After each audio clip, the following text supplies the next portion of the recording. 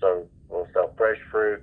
We'll sell some value-added fruit juices, as well as jellies and candies. All right.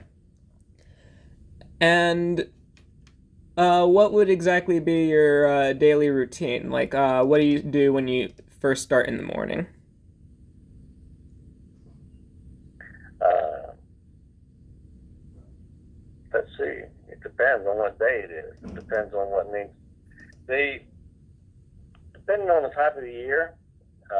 So this time of the year, we're looking at doing some spraying that the researchers request us to do in the fields. That our fields are small. We have 1-2 acre fields that we can manage with small numbers of people and small amounts of equipment. But we'll go to the field and spray for fungal controls. We'll spray for insect controls, for weed control, things like that. And we also have got to do pruning. We've got to make sure our water systems are working even though it's a small field, we still have to do all the things that any of the large growers would do for, say, for instance, a blueberry field. That they might have a field that's 100 acres.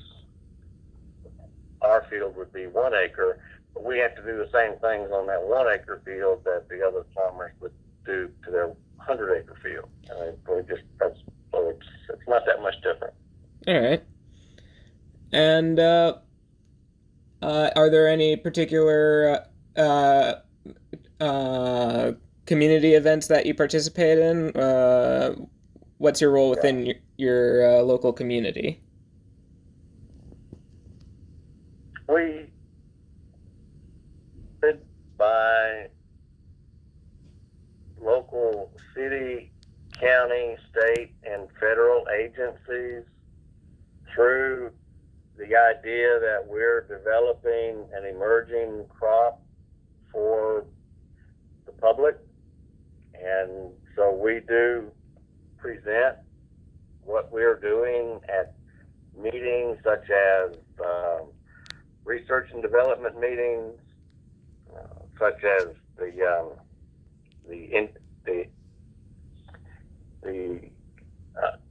agritourism business meetings, and we'll also present our products and our information at trade shows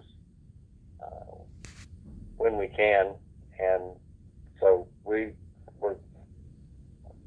get requests to go out and show our what we've done and what we're doing to groups of people like 4-Hers as well as adults that are in garden clubs. All right. And what would you say that are the first people who actually receive the products that you're producing? Like, who are the people you're immediately selling any produce to? Would it be delivery companies, or would it be something along farmers markets, or would it be directly to the consumer per person? It's farmers markets and consumers and people that receive the products that are giveaways and during our shows. All right. And are these you and the produce that you give away? Is it the ones that you use? That is it the produce that you raise when you're testing the spraying chemicals, like what you mentioned earlier, or is it usually with previously determined working Well, sprays? we have we're not able to sell the products that we spray. All right. So you only use so you have like separate produce that you actually use for selling Yes, versus what you use for research and yes, development. All right. Yes, we have a research project that's under say the University of Georgia, and the scientist is experimenting with a spray program, and that those plants and those fruits are not eligible for consumption. All right. Uh, okay. I think that covers a majority of what I had to discuss with you. Is there anything else that you would like to add as well, or are you pretty much done? There is something. All right. Because when you first called, you had a phone number that was out of state from my local area. So I spoke to that, and you told me that a lot of people do hang up on you. Mm. Well, the Georgia Grown program is a good program, Yeah. and farmers that are trying to build a business have got to be able to use the phone to do that. Now, as it is right now, I'll use the pine straw industry as an example. It's hard to know when to answer the phone or to be able to get business over the phone. And especially if you don't use text messaging or some type of social media that people can trust. The phone, just the phone number itself, which has always been used, is almost been taken away from us, and that's a shame. Mm. So, if anyone has any suggestions on how we can still benefit our business using the phone, I'd like to know what that is, because it's a shame that frequently I'm not able to answer phone calls, and people are not able to answer phone calls for me. Mm.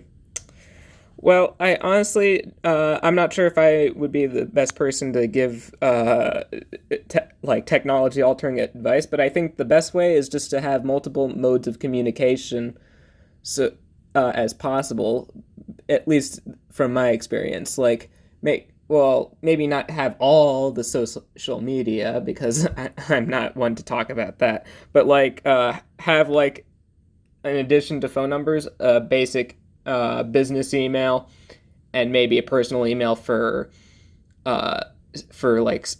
personal day-to-day basis, so that way it's easy to sort of manage. At least that's what has helped me. I'm almost certain that most professional people already do this. I think the best idea is just to keep doing what we do and just sort of get a feel for recognizing when to or not to pick up the phone, But again, that's that's my personal take.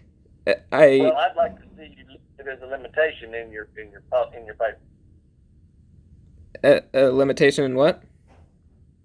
I'd like to see you list the use of the phone given telemarketing as is as a limitation to us doing business through the Georgia Grown program in whatever papers you're writing. Mm.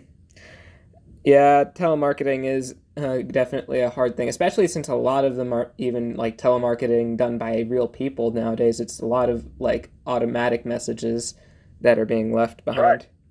So it makes it very untempting to actually pick up the phone. Yeah. Yes, correct.